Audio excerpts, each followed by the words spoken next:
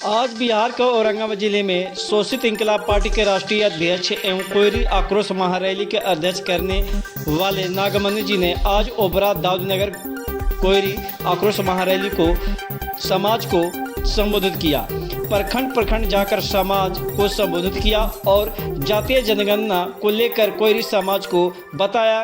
उन्होंने कहा कि जितनी आबादी है तो आबादी के अनुकूल बताना चाहिए था, लेकिन नीतीश कुमार सभी जातियों को जनगणना तो कराया पर सभी जातियों को परसेंटेज सही नहीं बताया।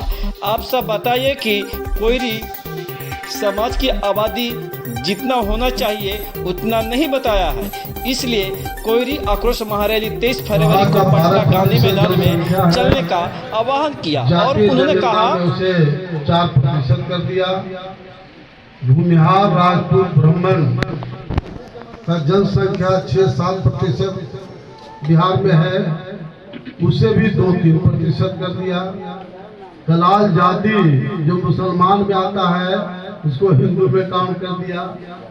तो ये जातीय जनगणना जमीन पर नहीं हुआ, गांव में नहीं हुआ, बल्कि नीतीश कुमार के खास जो चहेते पदाधिकारी हैं उन लोगों ने पीक एंड चूज करके और जातीय जनगणना को अनाउंस किया।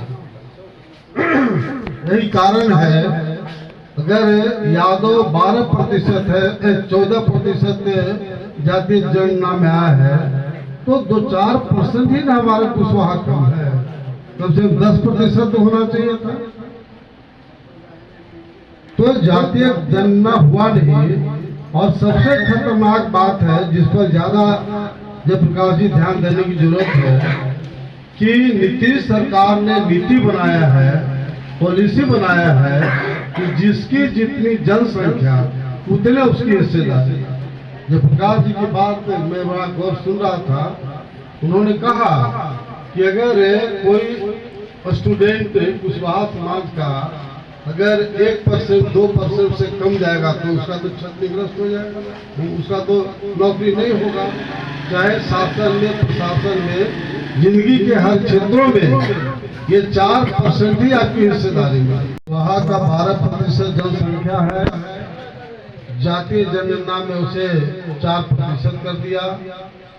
भूमिहार राजपूत ब्राह्मण का जनसंख्या 6-7% बिहार में है, उसे भी 2-3% कर दिया। कलाल जाति जो मुसलमान में आता है उसको हिंदू में काउंट कर दिया। तो ये जातीय जनगणना जमीन पर नहीं हुआ, गांव में नहीं हुआ, बल्कि नीतीश कुमार के खास जो चहेते पदाधिकारी हैं उन लोगों ने पीक एंड चूज करके और जातीय जनगणना को अनाउंस किया। यही कारण है, अगर यादव 12% है, 14% जातीय जनगणना में आया है तो 2-4% ही ना हमारे कुशवाहा कम है, कम से कम 10% तो होना चाहिए था। तो जातीय जनगणना हुआ नहीं।